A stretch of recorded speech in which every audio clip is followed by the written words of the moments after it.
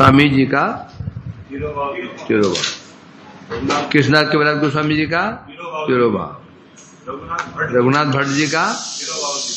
अब 3 तिरुभाव तीनों उपस्थित हुई हैं। इसलिए आप लोग सुबह से बहुत विरहग्रस्त हैं। मैं देखा किसी ने गुलाब जामुन नहीं खाए, बच गए थे, इनमें 4 खाए।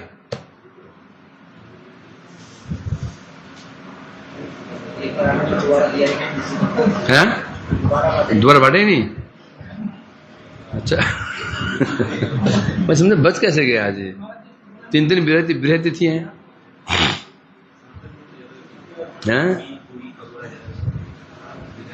तो आज है श्री रघुनाथ दास गोस्वामी का अनुशीलन करते हैं, क्योंकि इनका जीवन चरित्र सबसे अधिक हमारे लिए लाभदायक है। रूप गोस्वामी, सनातन गोस्वामी, जीव गोस्वामी, रघुनाथ भट्ट गोस्वामी, गोपाल भट्ट गोस्वामी, इनका जीवन चरित्र उपयोगी है हमारे लिए, हमारे से अनर्थ ग्रस्तों के लिए बहुत उपयोगी नहीं। रघुनाथ दास गोस्वामी नित्य स्वरूप में कौन है? ये कौन मंजरी है? हाँ, रति मंजरी है, राधा जी की दासी मंजरी है। तो मुझे लिख के देना है मंजरी का नाम। नहीं, नाम कहाँ लिखे मैंने? मुझे ये नाम मैं याद करूंगा, ये मैं भूल जाता हूँ। फिर क्या शर्म, लज्जा की बात है ना भाई। रति मंजरी पता नहीं कौन है, ये हाल है। तो रघुनाथ दास गोस्वामी का जीवन चरित्र बहुत ही हमारे उपयोगी है। इसके माध्यम से उन्होंने, ये महाप्रभु जीवन के 2 भाग हैं, गृहजन शिक्षक नासिक कुल नायक, राधा माधव भावपूर्व था ना। इसमें महाप्रभु ने इनके माध्यम से गृहस्थों को और त्यागियों को उपदेश दिया, एक ही इनको लक्ष्य करके। गृहस्थों को कैसे रहना चाहिए, कैसे भजन करना चाहिए, तो त्यागी उन्हें कैसे भजन करना चाहिए।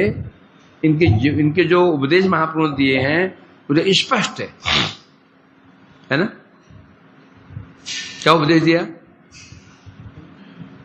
ये पहले से महाप्रभु से पहली बार मिले, श्री चैतन्य महाप्रभु सन्यास लेके जब जा रहे थे पुरी की ओर, नित्यानंद जी ने सोचा जा रहे पुरी की ओर नहीं, वृंदावन की ओर।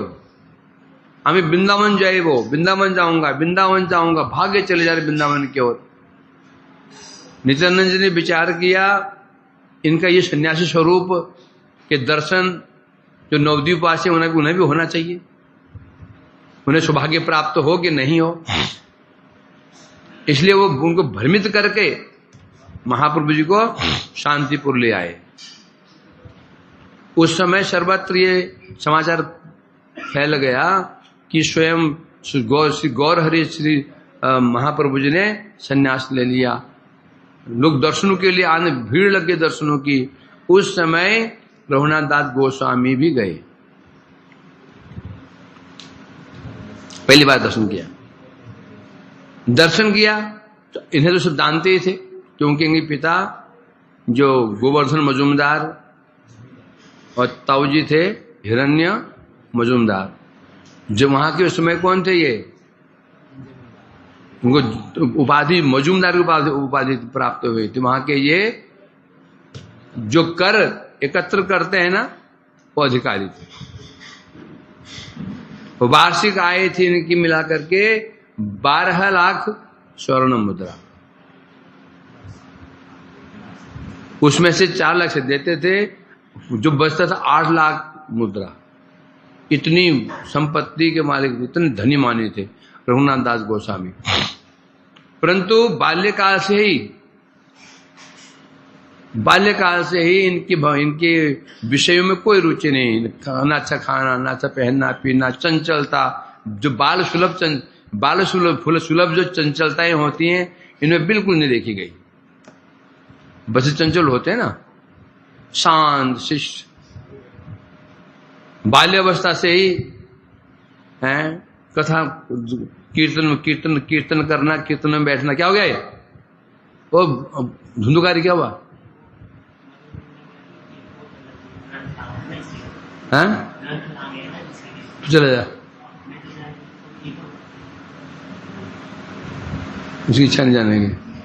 इसको ये जो है निठला ले जा, क्या नाम है इसके, खेम, जा तू जा, हैं जा।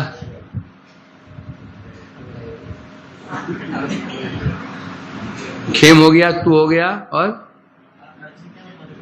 हैं? अर्जित कौन है? अच्युत कौन है?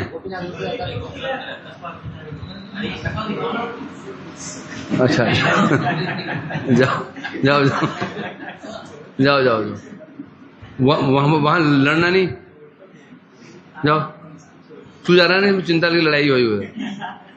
तू रुक जा, तू मत जा, तू मत जा। ये जो झगड़ा हुआ, क्या नाम पीछे बैठा है, क्या नाम है खंबे के पास में, हैं? तू जा, चल चल जाओ, दोनों जाओ। ये वजह कुछ झगड़ा उससे होगा।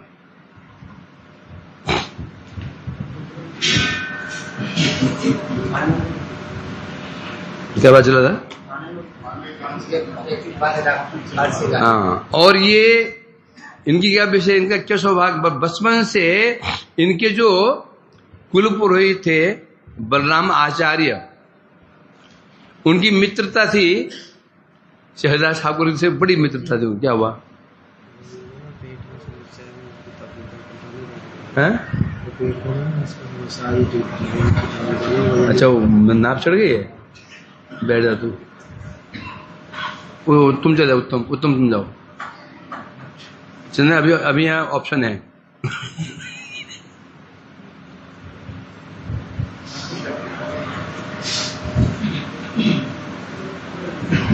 तो इसलिए उनके वहां ठाकुर हरिदास जी का आना जाना लगा रहता था। और जब आते थे, जब उनकी दृष्टि इन पर पड़ी, छोटे बच्चे थे उसमें, ये दृष्टि पड़ती थी, बड़े शांत शिष्ट। हम कीर्तन करने जा रहे हो, बच्चा चुपचाप आके बैठ जाए उधर, ध्यान से कीर्तन सुने, तो क्या हमारे मन प्रसन्न हो जाता है। तो इनके ऐसे व्यवहार को देख करके हरिदास ठाकुर बड़े प्रसन्न होते थे, इन पर कृपा करते थे, उनको उपदेश देते थे। पहले तो भक्तिमान तो पहले थे, उस पर उपदेष्टा कौन है? हरिदास ठाकुर। उपदेष्टा हरिदास ठाकुर जैसा हो, जिन्होंने ही वैश्य को भी परम महांति बना दिया। और यहां पात्र कौन है? रघुनाथ दास गोस्वामी, परम विरक्त, मंजरी होते हुए भी साधक स्वरूप में दिखा रहे हैं कैसे संसार से परम विरक्त हैं। और ऐसे व्यक्ति को यदि ऐसा वक्ता मिल जाए, ऐसा उपदेष्टा मिल जाए, गुरु शिष्य ऐसे मिल जाए आपस में, तो क्या होगा? तब फल लगता है। शिष्य हो रघुनाथ दास को समझ जाए, शिष्य गुरु हो हरिदास ठाकुर जैसा, तो उनके जो भक्ति और भी क्या हो गई? और भी गाढ़ी हो गई, वैराग्य और भी बढ़ गया, है ना। और इसलिए जब वो हरिदास ठाकुर आते थे, इनको सुनाते थे, महाप्रभु कथा सुनाते थे महाप्रभु के विषय में। इसलिए महाप्रभु के प्रति इनकी बड़ी रतिमती थी रघुनाथ दास गोस्वामी की। इसलिए जब सुना कि वो रघुनाथ महाप्रभु जी आए हैं, ये सुना, तो पिताजी से कहकर ये भी गए। बहुत सारे इनके जो साथ उनके साथ में गए ये, और वहां जाकर दर्शन किया, महाप्रभु का दर्शन किया, और दर्शन करके बड़े प्रभावित हुए। उसमें कोई वार्तालाप नहीं हुआ, दर्शन किया, दर्शन करके वहां प्रसाद दिया इनको। सबने, अद्वैताचार्य जानते थे, इनके पिता को जानते थे, इसलिए उनको प्रसाद दिया, वहां का आ गए। आ तो गए, परंतु चित्त मन को वहां रखे आ गए। चित्त हरण हो गया, उनका हृदय मन हरण हो गया। अब जब वापस आए, अब उनको महाप्रभु की याद आनी शुरू हुई। वैराग्य तो पहले ही था, भक्ति मरती मती पहले ही थी, और महाप्रभु के दर्शन ने मानो आग में घी का काम कर दिया। अब उनकी जो वैराग्य और प्रज्वलित हो उठा, अब प्रभु के दर्शन की इच्छा और बढ़ने लग गई हैं। उसी समय श्रीमन महाप्रभु जी फिर पुरी गए, वहां दक्षिण भारत गए, वहां से वापस आकर जब वृंदावन आ रहे थे तो रामगिरी ग्राम पहुंचे। वहां पर सनातन रूप सनातन ने उनको बताया कि ये वृंदावन जाने की रीति नहीं है, इसलिए वापस लौट गए। होते होते वो फिर शांतिपुर पहुंचे। उनका आगमन जान के फिर दर्शन करने के लिए गए। अब की बार दर्शन तो किया, प्रभु के चरणों को पकड़ कर कहने लगे, प्रभु मैं आपके साथ जाना चाहता हूं, मुझे अपने साथ लेके चलो। उस समय प्रभु ने क्या उपदेश दिया?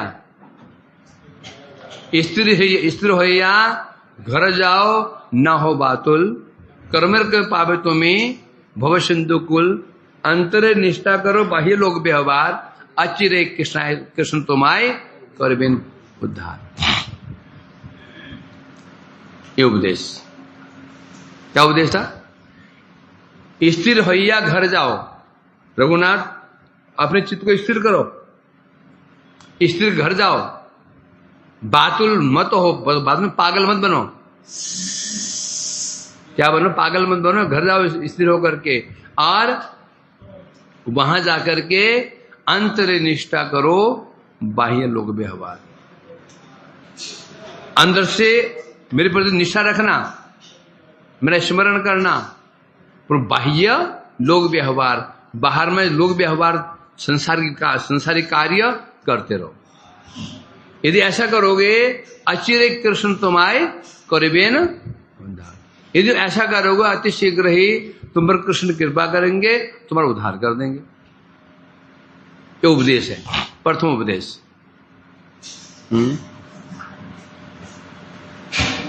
इसमें क्या संदेश छिपा हुआ है? तावत कर्माणि कुर्वीत न निर्विद्य जावता। ये भागवत श्लोक के अनुसार महाप्रभु का। अब बोले महाप्रभु ने ऐसा उल्टा उपदेश क्यों दे रहे? भाई महाप्रभु उनके परिकर जो उपदेश देंगे, उपदेश किसके अनुसार होगा? हैं? प्रमाण अनुसार होना चाहिए, है कि नहीं? इसमें क्या कह रहे हैं? तब तक कर्म करो, अपना कर्तव्य पालन करो संसार में रहते हुए, जब तक मत कथा श्रवणा दो सदा यावन न जाए थे। नंबर 1, न निर्विद्यत, जब तक संसार से विरक्ति ना हो जाए। विरक्ति बुद्धिपूर्वक नहीं, स्वाभाविक विरक्ति।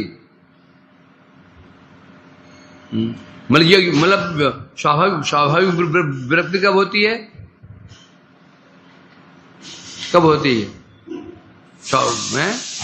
जब ये अनुभव हो जाए, ये संसार जो है ये केवल दुखमय और दुखमय, ये स्वाभाविक कहते हैं। डर के मारे जो वैराग्य होता है उसको नहीं कहते हैं, बता रहे हैं पर। और पहली बात क्या बताया? संसार से वैराग्य होना चाहिए, और साथ ही साथ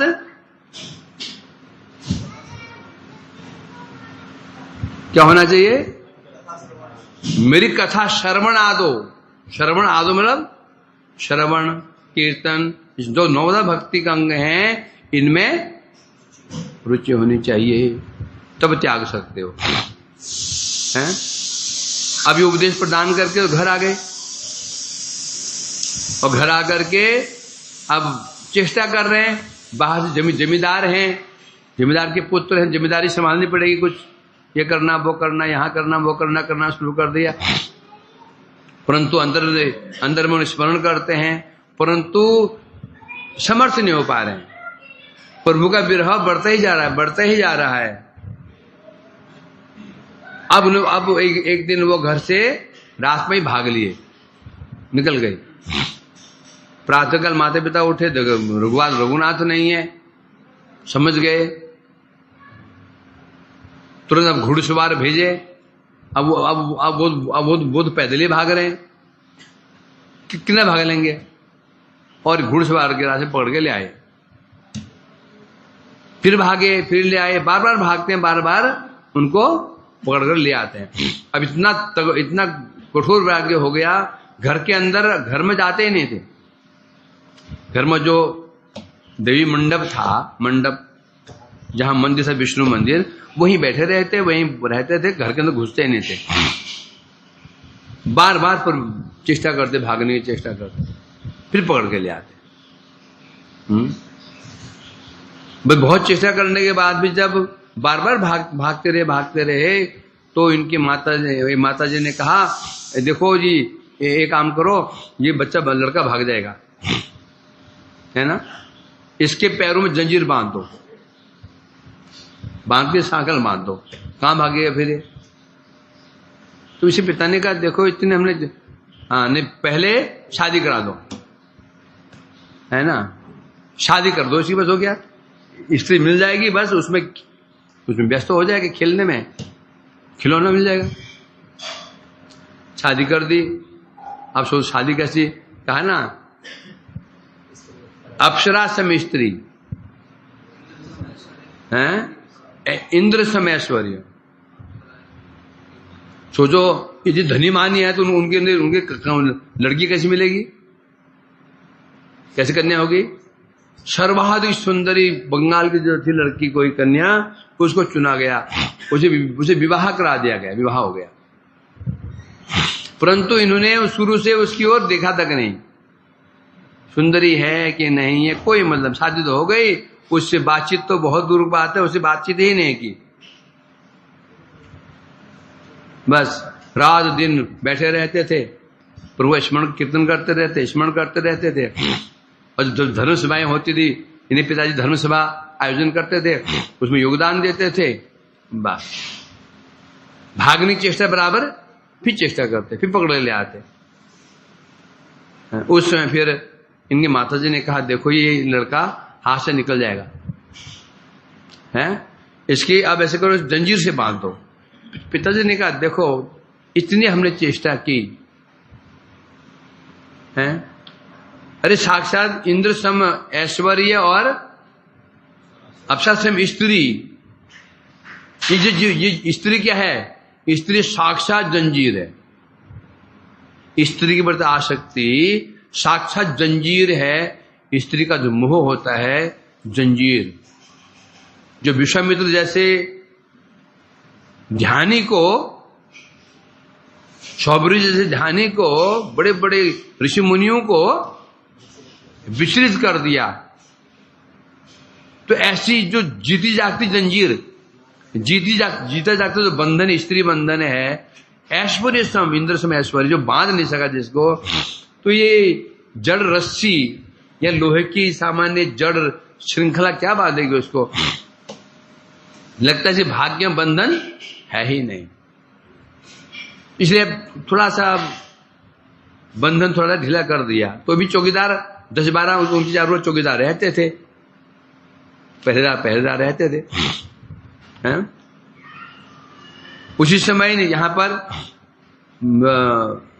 पुरी में श्री महाप्रभु जी नित्यानंद जी को आदेश दिया, नित्यानंद जी अब तुम यहां मत आया करो, यहां आपका आने की आवश्यकता नहीं है। क्यों आओ इधर? आपको बंगाल जाओ, जाकर गौड़ देश में प्रचार करो, हरिनाम प्रचार करो। तो उनका आदेश पा करके नित्यानंद प्रभु बंगाल लौट आए, और पानीहाटी जो बंगाल सप्तग्राम जन्म का इनका है, सप्तग्राम रघुनाथ गोस्वामी जन्म स्थान सप्तग्राम है, उसके पास कलकत्ता में ही है पानीहाटी। वहां नित्यानंद प्रभु आए थे। पूरे बंगाल में कोलाहल मच के, नित्यानंद जी आए, नित्यानंद जी आए, नित्यानंद जी आए। लोग भाग भाग के दर्शनों के लिए जा रहे हैं, दर्शन करने के लिए। इन्होंने सुना, आप इन्हें पिताजी से कहा, पिताजी आप मेरे को थोड़ा जाने की अनुमति दे दीजिए, नहीं तो मैं प्राण धारण नहीं कर पाऊंगा। इनका विरह दे करके, छटपटाहट दे करके पिताजी को चिंता लग गई, कहीं ऐसा ही ना, कहीं ऐसा कुछ अनहोनी ना हो जाए। बहुत ज्यादा इसको जब हम रोकने की चेष्टा कर रहे हैं, कहीं अनहोनी ना हो जाए, प्राणी ना त्याग दे, इसलिए 10-12 चौकीदार पहरेदारों के साथ में उनको जाने की अनुमति दे दी, साथ बहुत सारा धन भी दे दिया, जाओ दान पुण्य करना, सेवा करना, इनको भेज दिया। और वो पहरेदारों के साथ में ये पानी हाटी पहुंचते हैं। उसमें नित्यानंद प्रभु जी बैठे थे गंगा तट पर, वट वृक्ष के नीचे चबूतरे बैठे हुए थे, ऊपर उनके परिकर सबने जो हजारों भक्त बैठे हुए थे। दूर से रघुनाथ गोस्वामी ने दूर से प्रणाम किया, दूर से है, तो उनके सेवक ने देख लिया, बोला प्रभु रघुनाथ आपको प्रणाम कर रहा है। प्रभु बोले चोर, पहले से पकड़ के ले आओ इधर, बोला इधर आओ। वही लेटे हुए हैं साष्टांग, इतना ऐश्वर्य भाव है कि पास आ नहीं पा रहे संकोच के कारण। तो उनके सेवक गए, उठा के ले आए, चरणों में डाल दिया। तो उसमें नित्यानंद जी अपना उनके मस्तक पर अपना चरण रखा और कहने, चोर तू कब से मैं तेरी प्रतीक्षा कर रहा, और तू छिपता फिर रहा था, आज फंदे में पड़ गया। अब तू जो तूने चोरी की है उसका दंड भोग, तो दंड मिलेगा। क्या दंड? मेरे जितने भी यहाँ भक्त लोग हैं सबको दही चिड़ा खिलाओ, अंधा क्या चाहे दुआ है। बड़े प्रसन्न हुए, तुरंत अपने जो साथ जो पहरेदार आए थे उनको भेज जाओ, जाकर के आसपास दूध लाओ, दही लाओ, सबको भेज दिया। पैसे तो थे, पैसे नहीं भी हैं तो जानते हैं उनका पुत्र है, माल आ ही जाएगा, लिख देता हूं। इस प्रकार से आसपास गांव में जितना दूध था, दही था, चीड़ा, संदेश, केले और आम, रबड़ी, जितना था आसपास का, ढेर का ढेर, केले के ढेर, चिड़वा का ढेर, दूध के बड़े बड़े कड़ाहे भर गए, दही कड़ाहे भर गए।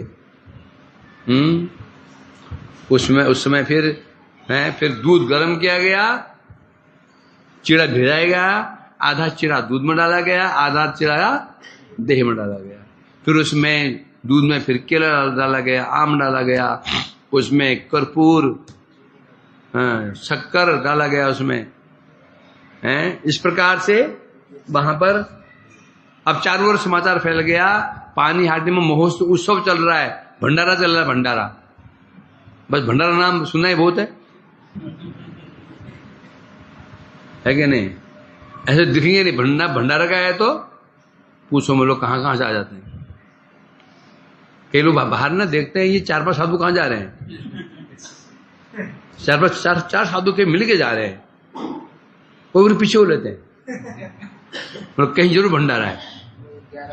जो लोग जो ना बाहर के जो शहर साधु, भटकू साधु, खाबी साधु, वो ध्यान देने 4 साधु कहां, लाल कपड़े कहां जा रहे हैं, घोड़ी मटके हैं ये, तिलक तो चकाचक माल मिलने वाला है। बस काम हो जाते। तो भंडारे का नाम सुना, चारों ओर से लोग भाग भाग के आने लगे, और दूर दूर जो पंसारी थे उन्हें विचार किया, चलो भाई हम भी अब दूध दही बेच करके आते हैं, दूध लेके दही लेके जो दूर गांव वाले में आने लगे, चलो इसके थोक में हमारा पूरा बिक जाएगा।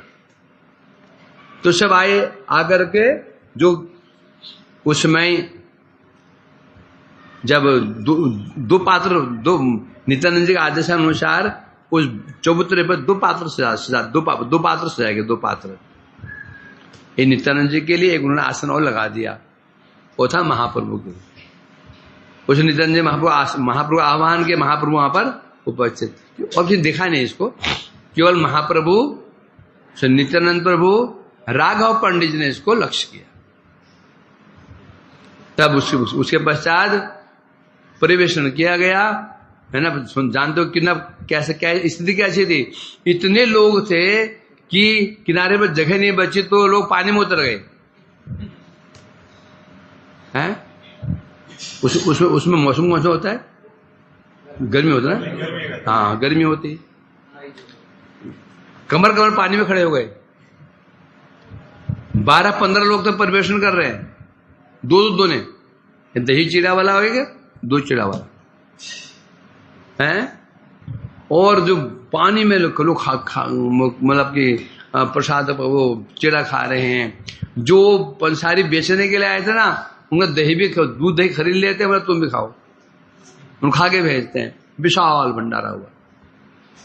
उसके पश्चात उसमें राघव पंडित जी आ गए। उस दिन वास्तव में निमंत्रण था, राघव पंडित जी घर में निमंत्रण था दोपहर का। तुम्हारे प्रभु क्या कर रहे हैं? वहां तो सब तैयार है और आप यहीं भोजन कर रहे हैं। बोले वहां हम रात को खाएंगे।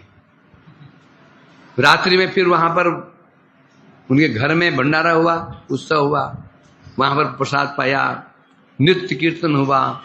उसके पश्चात प्रातःकाल रघुनाथ दास गोस्वामी ने राघव पंडित जी को कुछ स्वर्ण मुद्राएं दी और कहा इनको वितरण कर देना। और महाप्रभु के लिए नित्यानंद के लिए उन्होंने कितना 4 तोला सोना कितना सोना दिया था, 4 तोला सोना दिया था, सोना दिया था, अलंकार दिए थे। उसके पश्चात वो वापस आ गए, है ना। जो वापस आए तो अब क्या हुआ? अब विरह तो और बढ़ गया नित्यानंद जी का दर्शन पा करके। अब उधर क्या होता है? एक दिन इनका जो पुरोहित, जो पुजारी था, पुजारी घर में पुजारी, वो पुजारी किसी कारण नाराज होकर के घर चला गया। घर में पूजा नहीं हो रही थी, तो रात्रि के समय प्रातःकाल मंदिर खुलेगा, उन्हें सैन दिया, राजू सैन दिया, सैन दे के भाग गया। आप प्रातःकाल मंदिर कौन खोले? तो उस समय वो बलराम जो आचार्य थे, उनके हाँ, यदुनंदन आचार्य जी, तो इनके पास आए। रात्रि का समय था, प्रातःकाल का समय था। तो बाहर ये तो बाहर चबूतरे पे सोते थे, कौन? रघुनाथ दास को मंदिर में देखा कि गुरुदेव आए। बोले क्या बात हो गई? बोले हमारे पुजारी भाग गया है, अब मैं तो आप पिताजी से कहने आए, पिताजी थोड़ा डांट फटकार लगा देंगे उसको, तो वापस आ जाएगा और पूजा शुरू हो जाएगी। बोले अब रघुनाथ दास गोस्वामी के मस्तिष्क में एक योजना आ गई। उन्होंने क्या विचार किया योजना? उन्होंने कहा ऐसे करो, पिताजी क्या जरूरत है, मैं तो हूं ना, मैं हूं, मैं भेजता हूं उसको। अब सेवक प्रातःकाल दिन भर रात भर जगे रहते थे, सुबह कुछ सो गए थे, हल्की नींद में सो गए थे। और फिर उन्होंने सोचा होगा गुरुदेव साथ में ही है, कहां जाएगा? दोनों साथ हो रही है। और मार्ग में रघुनाथ दास गोस्वामी ने कहा गुरुदेव आप जाइए, क्यों कष्ट करते हैं, भेज दूंगा। भगवान की ऐसी माया, गुरुदेव ही मान गए। जानते हैं ऐसी अवस्था क्या चल रही है, वही मान गए, ठीक है तू भेज देना। उसके पश्चात वो सेवक के घर के सेवक को समझाया बुझाया, धमकाया, उसको भेज दिया उनके घर में पूजा करने के लिए, और वहां से गायब। अब विचार किया है राजमार्ग से, यदि मैं राजमार्ग से जाऊंगा ना, फिर सवेरे मुझे पकड़ लेंगे। अब उन्होंने पकड़ा जंगल का मार्ग, वनपथ पकड़ लिया। जंगलों में भागते हुए, चलते हुए, नंगे पैर भागे जा रहे हैं। बोले ना 2 महीने का रास्ता शायद उन्होंने 12 दिन में 12 दिन में रास्ता तय कर लिया। किन्होंने? जिनको चलने का अभ्यास भी नहीं होगा, 12 दिन में चले जा रहे हैं, कहीं मांगना नहीं। रास्ते में जाते हुए गांव में जहां पर रात्रि हुई वहीं पर कहीं विश्राम कर लिया, कि गौशाला में विश्राम कर लिया। और घर की जो मालकिन होती, देखा कि छोटा बच्चा बेचारा भागा हो जा रहा है, मुंह सूखा हुआ है, दया आ गई, किसी ने थोड़ा दूध दे दिया, किसी ने कुछ चना दे दिया, खा पी के आगे। ऐसा करते करते करते 12 दिन में जगन्नाथपुरी पहुंच गए हैं। और वहां जाकर प्रभु से, जब प्रभु के पास गए, प्रभु अत्यंत प्रसन्न हुए। क्या बोले वो? रघुनाथ तुम पर बड़ी कृपा है भगवान की, तुमको उस क्या विष्ठा गर्त से निकाल लिया, विषय विष्ठा गर्त से तुमको निकाल लिया। विषय क्या है? तुम्हारे पिता ना क्या है वो वैष्णव प्राय पिता तुम्हारे, वैष्णव नहीं है वो, वैष्णव प्राय जो पिता हैं, ऐसे घोर विष्ठा रूपी गर्त से तुमको निकाल लिया।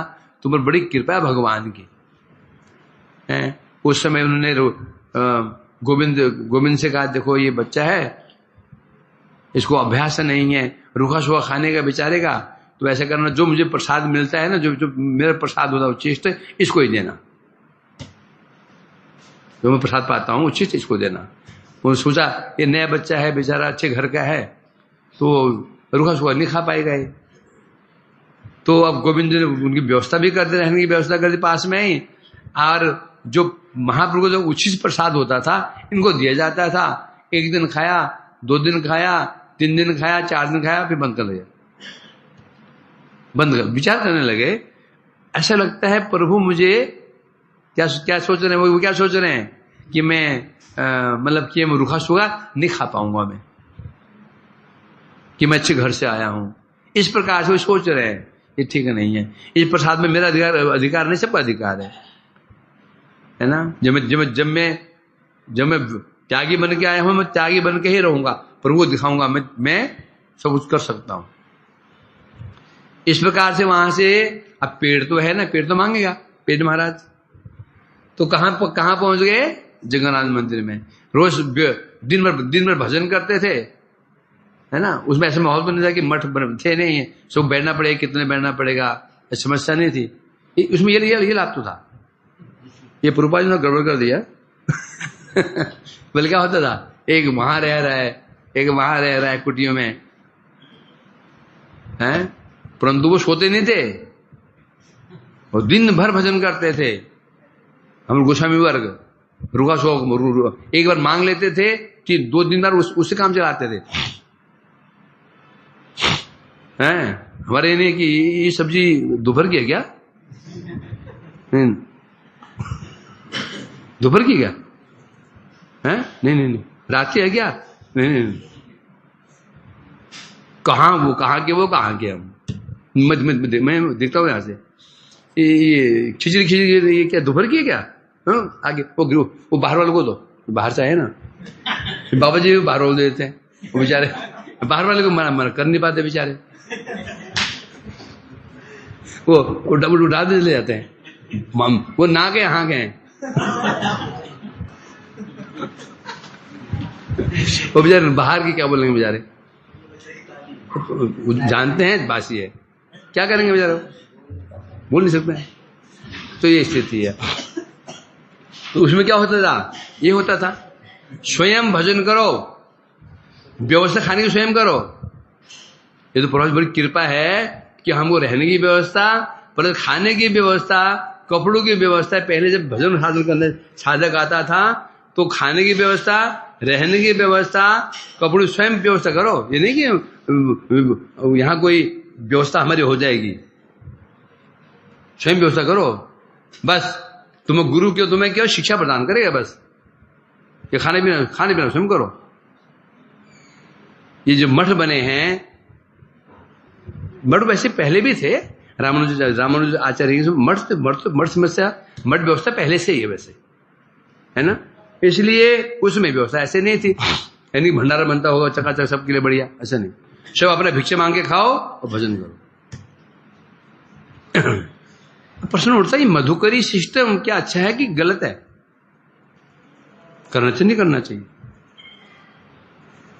उचित है परंतु उचित नहीं भी है। हमारे जैसे जो अनसग्रस्त जीव जब मधुकरी खाएंगे तो उनका कल्याण नहीं होगा। क्यों नहीं होगा? क्योंकि वो जो मधुकरी जो हम खा रहे हैं, मांग कर खा रहे हैं, किसने बनाया, कहां बनाया, भोग लगा कि नहीं लगा, विचार तो है नहीं। तुम उसको भोग लगा नहीं सकते हो, मधुकर ये भोग लगा नहीं सकते हो। तुम्हें भाई तुम्हें मधुकरी क्या मिलेगी, तुम जूठा ही मिलेगा ना। मधुकरी सिस्टम क्या है, जो खा पी के बर्तन मस जाए तो जाओ, बचा हुआ तुमको दे रहे हैं, तुम भगवान को भोग लगा नहीं पाओगे, उसको वो भोग लग नहीं सकता है। अब तुम्हें खाना पड़ेगा उसको, और वो किसने बनाया, कहां बनाया, पता ही नहीं है। इसलिए जो ऐसे सिद्ध महापुरुष हैं, जो अनर्थ से मुक्त हैं, उनके लिए कोई समस्या नहीं है। यदि हम उसको खाएंगे, कल्याण हमारा नहीं होगा। बल्कि जो यहां रखे तुम 56 भोग डकार रहे हो, इसे कल्याण अवश्य। क्यों कल्याण होगा? क्योंकि ये वैष्णव बनाया गया है, भगवान को अर्पित किया गया है। बाह्य रूप में लगता है कि वो अच्छा है, वो अच्छा है भी, परंतु पात्र विशेष के अनुसार वो सामान्य हमारे जैसों के लिए मधुकरी भिक्षा उपयुक्त नहीं है। वो क्यों किन के लिए उपयुक्त है? जो ऐसे ऊपर उड़ चुके अनर्थमुक्त, वो कहीं भी खा लें, कुछ भी खा लें, फर्क नहीं पड़ता। तो अब संध्या के समय वहां अब खाएं क्या, जगन्नाथ मंदिर में चले जाते, और संध्या के समय जो प्रसाद बिक जाता, जो प्रसाद बच जाता ना, तो पंडित लोग क्या करते हैं, उसको फिर वो भिखारियों में बांट देते हैं, जो बच जाता, क्योंकि नहीं तो वो सड़ जाएगा, तो बांट देते हैं। तो वही वही बैठ करके वो जो मिल जाता खा लेते। 2-4 दिन ऐसा किया, और सारा समाचार कहां जा रहा है? प्रभु के पास में। गोविंद ने कहा, प्रभु ये तो रघुनाथ तो आपका उच्छिष्ट ले ही नहीं रहा है, थोड़ा सा किन के ले लेता है, बचा रह जाता है। तो खाता क्या है? क्या खाता भी तो होगा। वो ना सिंहदार में खड़ा रहता है भिखारी की लाइन में, जो मिल जाता है खा लेता है। महाप्रभु बहुत संपूर्ण, ये ठीक, यही उसको करना चाहिए था। कुछ दिन वहां पर भोजन किया, फिर विचार करने लगे, ये तो वैश्य वृत्ति है। सोच रहे वो वैसे क्या करती है, सज धज करके वेश धारण करके घर के आगे खड़े हो जाती है। वहां से व्यक्ति आता है, प्रतिष्ठा करती, ये आएगा, मेरे पास आ जाएगा, धन देगा, वो चला जाता है। फिर अगले को देखती है, ये आएगा करते हमें तो ये करते हैं। वो शेठ जी आ रहे, वो प्रसाद देगा, वो निकल गया।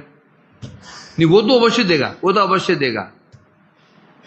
जो इस प्रकार से त्यागी होकर के गृहस्थों की जो अपेक्षा रखता है, वो देगा और वो देगा, ये वैश्य वृत्ति है। तो वैश्य वृत्ति उचित नहीं है। क्यों? क्योंकि मुझे इसमें स्मरण भगवान का नहीं हो रहा है। किसका हो रहा है? उसका। वो देगा चला गया, वो देगा चला गया, ये वैश्य वृत्ति है, ठीक है नहीं है।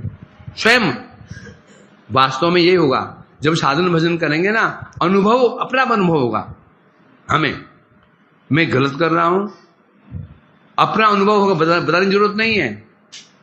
यदि हम निष्कपट भजन करें, जो शास्त्रों में बताया गया, तो हमें अनुभव हो जाएगा, हम ये गलत कर रहे हैं, भक्ति विरुद्ध हमसे हो रहा है, अपना अनुभव हो जाएगा। ये उनका अनुभव किया, ठीक नहीं है।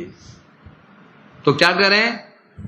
उसके पश्चात विचार किया, जहां है ना, जहां छत्र जैसे छोड़ दिया, हट जा, जगह छोड़ दिया। फिर कहां विचार किया?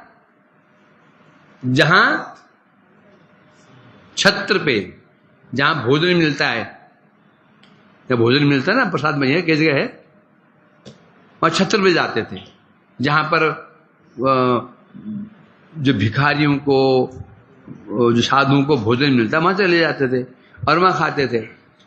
4-5 दिन के विचार के, ये भी ठीक नहीं है। क्यों ठीक नहीं? क्यों? छत्र पर जो होता है ना, और टाइम टू टाइम प्रसाद मिलता है, 2 घंटे के लिए, 1 घंटे के लिए मिलता है। आपको ध्यान देना पड़ता है कि 7 बजने वाले हैं, हरे कृष्ण कृष्ण 7 बजने वाले हैं,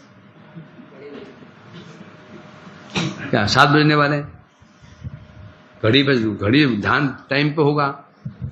अब ध्यान किसका हो रहा है? टाइम का। 7 बजने वाले हैं, जाना है, बजने वाला है 7। तो ये भी ठीक नहीं है। स्मरण तो हो ही ना रहे भगवान का, मेरे को स्मरण तो, ध्यान कहां पर? ध्यान कहां पे? घड़ी में ध्यान है, 7 बजने वाले हैं कि फिर बात मिलेगा ही नहीं। फिर सीधे रात को ही मिलेगा। ये भी ठीक नहीं है, जाना बंद कर दिया। समाचार पहुंच गया महाप्रभु के पास में। महाप्रभु गोविंद अब रघुनाथ क्या कर रहा है? बोला प्रभु से उन्हें सिंगदार छोड़ दिया। क्यों? बोला सिंगदार पर खड़े रहना जो है ना वेश्यावृत्ति है। महाप्रभु और संतुष्ट। अब क्या करता है? बोला छत्र पे चला जाता है, वहां जाकर कुछ खा लेता है। वहां भी जाना बंद कर दिया। खबर समाचार पहुंच गया प्रभु के पास में। अब क्या कर रहा है? प्रभु छत्र में जाना बंद कर दिया। अब क्या खा रहा है वो?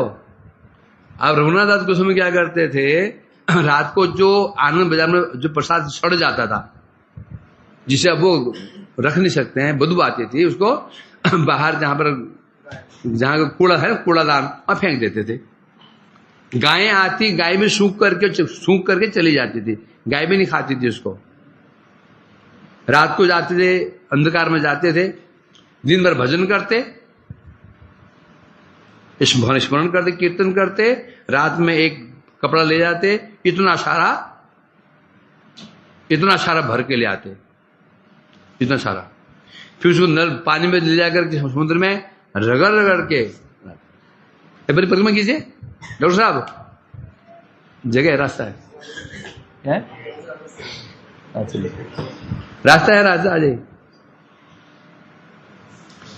तो अब यही हुआ, उसको इतना भर के ले जाते, चावल आदि को। रास्ता है, ठीक है। तो उसको धोते, फिर जब चावल सड़ जाता है ना, तुम उसको रगड़ोगे, अंत में थोड़ा सा भाग अंदर से कुछ ठीक निकल जाता। पूरा कभी चावल कभी सड़ता पूरा। यदि गल जाए तो अलग बात है। चावल यदि ना गले तो फिर कभी अंदर से वो तो इतना का इतना बन जाता। उसमें नमक मिला करके खा लेते। समाचार पहुंचे प्रभु के पास में।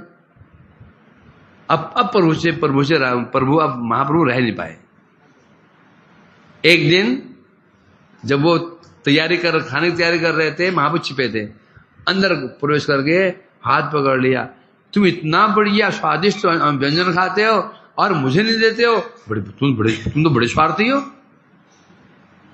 उत्तम व्यंजन भोजन करते हो, मुझे नहीं देते हो। एक मुट्ठी खा लिया, अगली मुट्ठी खा रहे थे, स्वरूप दामोदर ने हाथ पकड़ा, प्रभु नहीं, ये आपके लिए नहीं, आपके लिए उचित नहीं है, आपके लिए उपयुक्त नहीं है। एक मुट्ठी खा ली तो महाप्रभु इतने प्रसन्न हुए उनके ऊपर। बस क्या हुआ, महाप्रभु के पास एक गिरिराजशिला थी, गिरिराजशिला गुंजामाला। गुंजा देगा भी क्या? कहां देगा?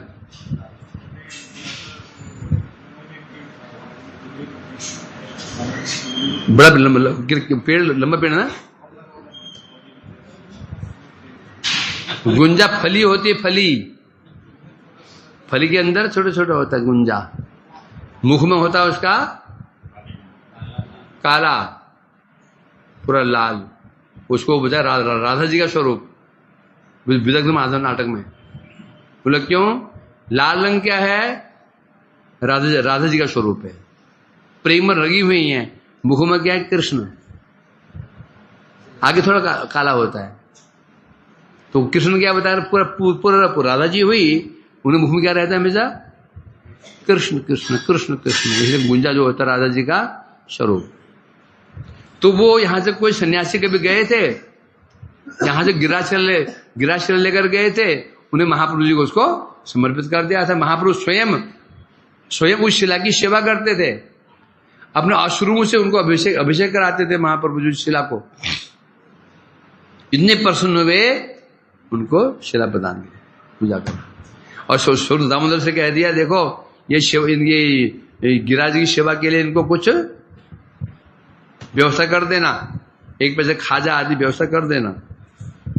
अब एक दिन रघुनाथ दास गोस्वामी ने, जब महाप्रभु गए थे ना, जब ये गए थे, महाप्रभु ने इनका हाथ पकड़ा और दामोदर जी को बुलाया। बोले, स्वरूप दामोदर जी, ये आज से मैं आपको समर्पित करता हूं, क्योंकि रघु 2 हैं, रघुनाथ भट्ट और रघुनाथ गोविंद, इनका आज से परिचय होगा स्वरूपेर रघु। मैं तुम्हें समर्पित करता हूं, अब पूरा आपको इनको देखना है। तब से पूरा दामोदर जी देखते थे। एक दिन उन्हें प्रश्न किया, रघुनाथ दास गोस्वामी ने सुदामोदर से प्रार्थना की, प्रभु से पूछिए ना कि मुझे कुछ विषय गर्त से निकाल के तो ले आए, और मैं करूं क्या? मुझे करना क्या है?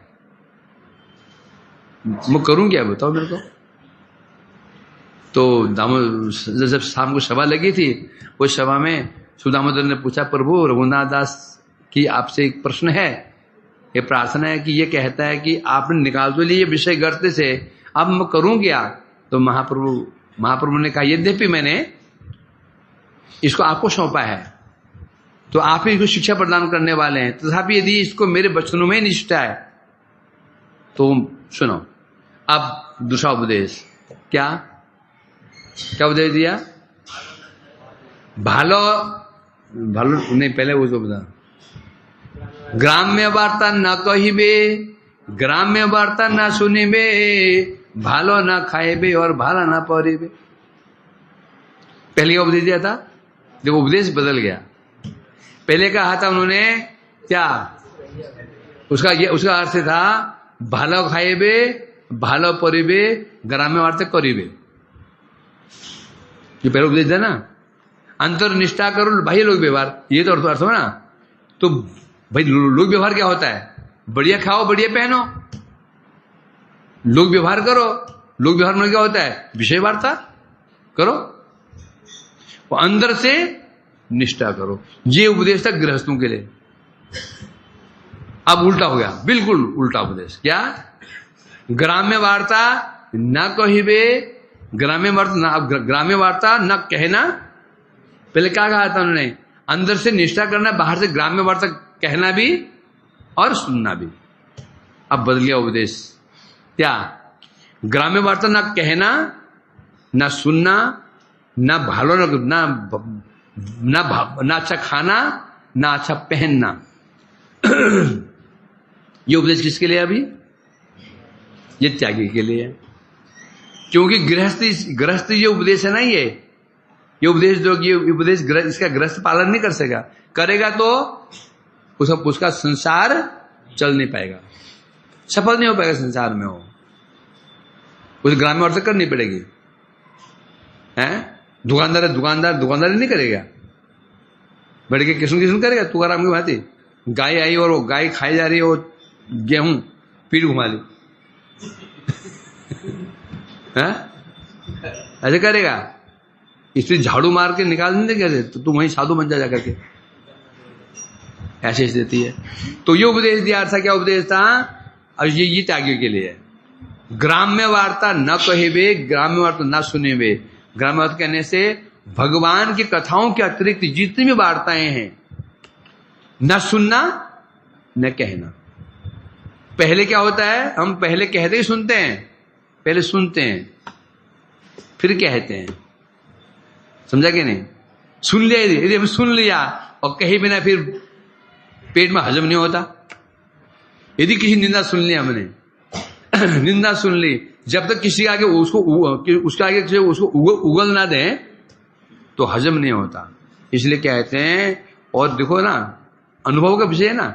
अच्छा भला हमारा भजन, अच्छा भला भजन चल रहा होता है, एक व्यक्ति वहां से आता है, हम प्रणाम करने के लिए आता है और अपना एक समस्या बोल देता है। वो समस्या, अच्छा भला भजन चल रहा होता है हमारा, वो सारा दिमाग में वो वही घूमता रहता है। हाय रे बेचारी लड़की शादी नहीं हो रही है, पत्नी बीमार है, विषय होता नहीं होता ऐसा? हो, संभव ही नहीं ऐसा नहीं होता हो। इसलिए ना सुनो ना कहो। विषय वार्ता जब कहेंगे, जब सुनेंगे तो कहे बिना रह नहीं पाएंगे। और विषय वार्ता करते करते करते करते फिर क्या शुरू हो जाता है?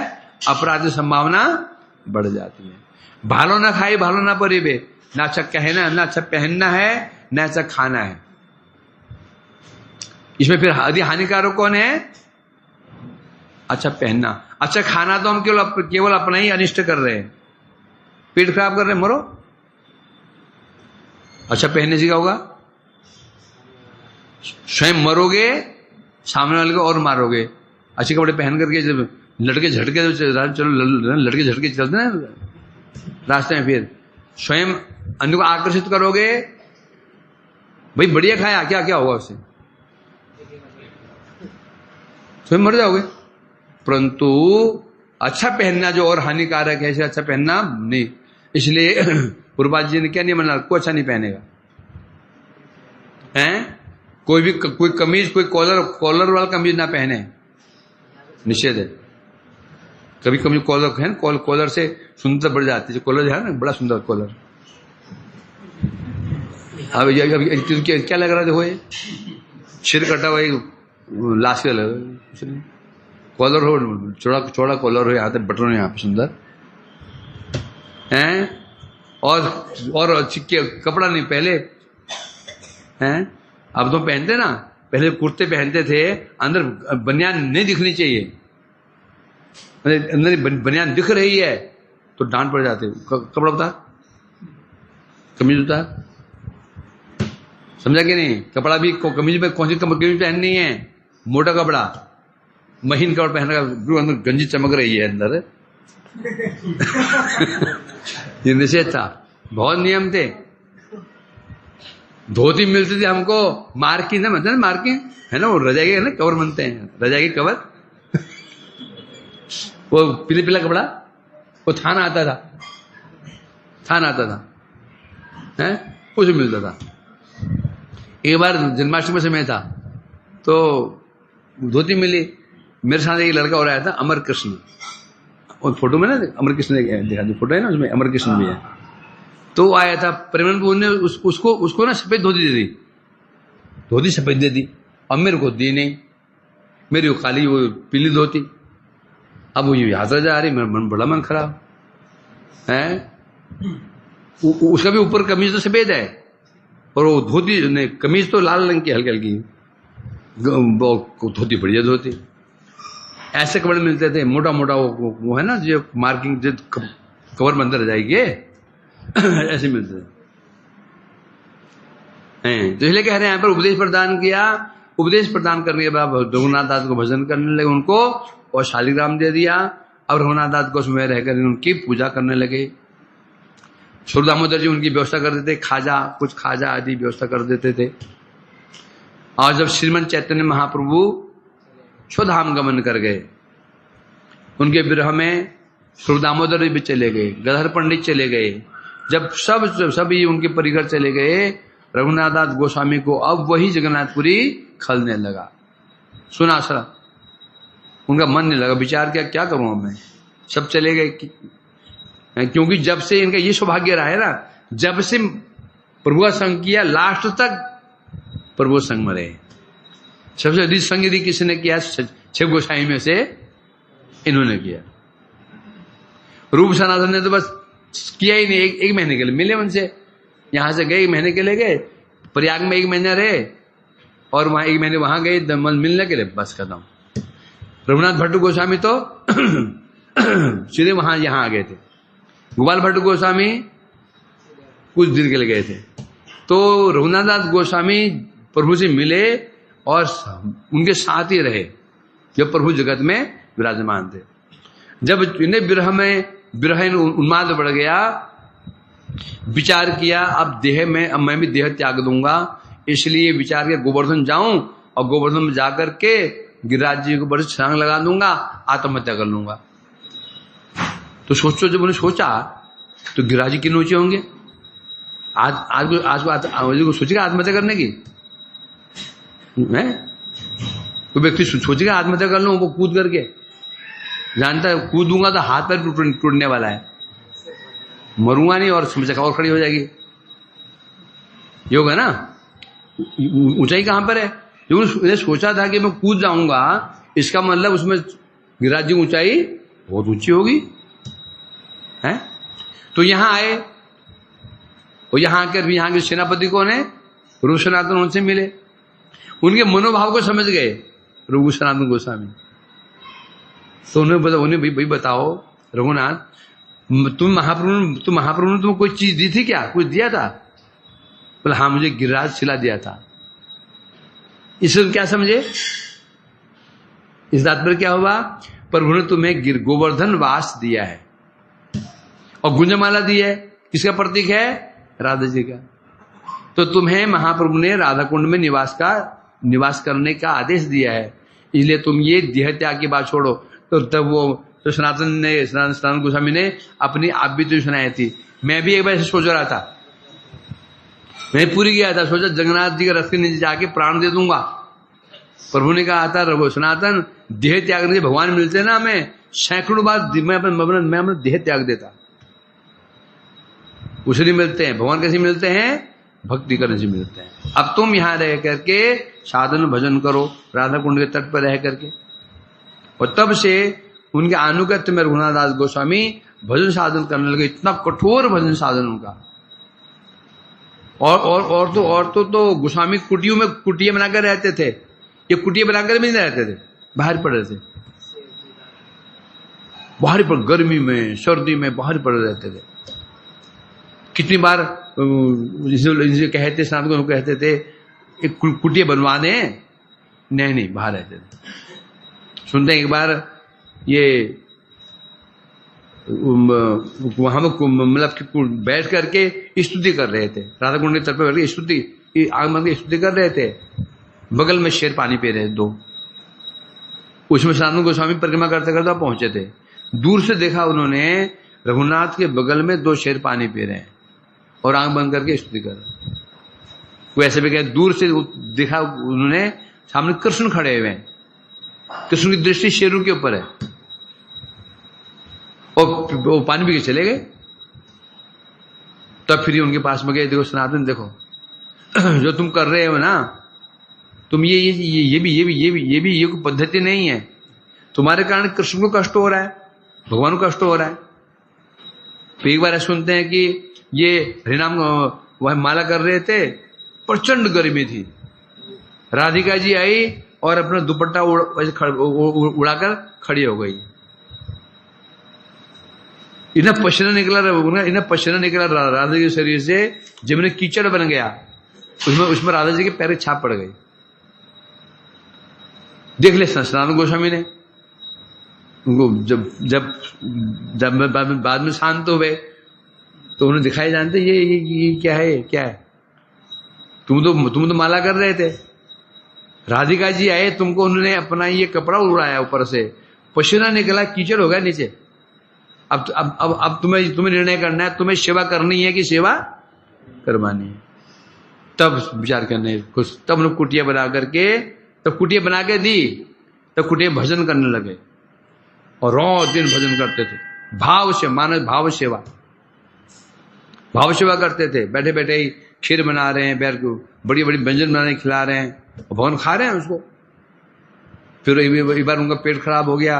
वैद्य ने कहा भाई बाबा जी ने कुछ ज्यादा ही खीर चढ़ा ली है, मलाईदार खीर, सब बिगड़ गए, बदनाम कर दो बाबा को, बदनाम कर दो। बाबा तो 24 घंटे में केवल एक चुल्लू मठा पीते हैं। मैं नहीं कह रहा हूँ ये नाड़ी कह रही, नाड़ी पूछो इनको।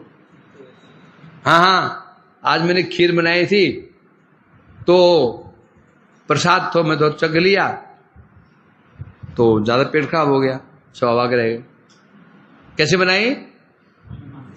मानसी भावना में दूध लाए, लकड़ी जलाए, चूल्हा जलाया, पतीला रखा, उसमें दूध डाला, चावल डाला, मानसिक भोग लगाया, खिलाया और खाया, पेट खराब हो गया। इसे कहते हैं भाव सेवा। ये सेवा वास्तव ये सेवा होती है। अभी हम प्रत्यक्ष दे रहे हैं, पेट तो खराब हो जाता है हमारा, पेट तो खराब हो जाता है, समझे क्या नहीं? परंतु वो टाइप अलग है। इस प्रकार से उन्होंने वहीं बैठ करके एक ग्रंथ लिखा जिसको है मन शिक्षा के ग्रंथ लिखा उन्होंने, मन शिक्षा ग्रंथ लिखा, जो हमारे लिए मन शिक्षा, मन को शिक्षा प्रदान करने वाला। उपदेश अमृत पूरा होने के पश्चात हम शुरू करेंगे मन शिक्षा प्रातःकाल। 1 महीना और चले, कार्तिक के बाद मैं शुरू कर दूंगा मन शिक्षा।